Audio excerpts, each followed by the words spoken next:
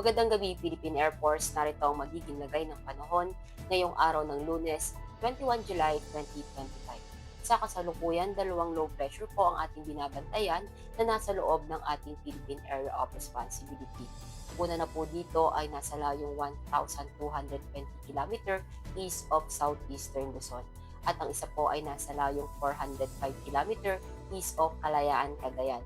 At ang nasabing low pressure po ay may katamtamang tsansa na maging ganap na isang bagyo. At ang dalawang low pressure po ay may posibilidad na ito po ay magsanib. At southwest monsoon naman po o yung hanging habagat po ang patuloy na nakakaapekto sa ating bansa. At dahil nga po sa trap ng low pressure, asahan natin dito sa Cagayan Valley po ay makakaranas ng maulap na kalangitan, may mga kalat-kalat na pag-ulan, pagkulog at pagkidlat. At dahil naman po sa southwest monsoon, asahan natin ng occasional rains dito sa Ilocos Region, Benguet, Tarlac, Marinduque at Oriental Mindoro. At dahil pa rin po sa southwest monsoon, asahan naman natin ang monsoon rains dito sa Metro Manila, Calabarzon, Zambales, Bataan, Pampanga, Bulacan at Occidental Mindoro. At ang iba pong nalalabing bahagi naman ng Luzon, asahan din natin ang maulap na kalangitan, may mga kalat-kalat na pag-ulan, pagkulog at pagkidlat.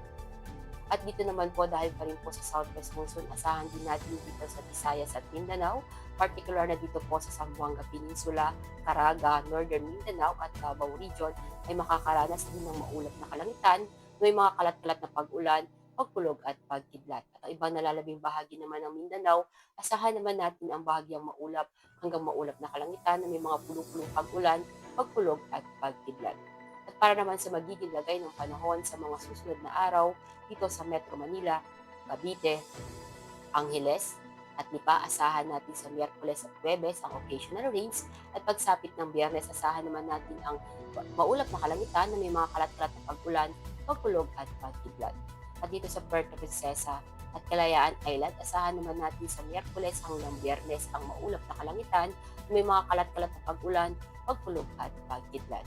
At dito naman sa Lapu-Lapu, asahan natin sa Miyerkules at Huwebes ang maulap na kalangitan, may mga kalat-kalat na pag-ulan, pagkulog at pagkidlat. At pagsapit ng Biyernes, asahan natin ang bahagyang maulap hanggang maulap na kalangitan, may mga pulupulong pag-ulan, pagkulog at pagkidlat.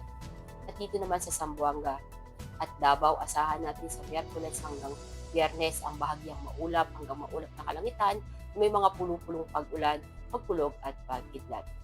Ang araw ay lulubog ng 1828 at sisikat bukas ng 0537. Para sa ating noon illumination, meron tayong 14% decreasing.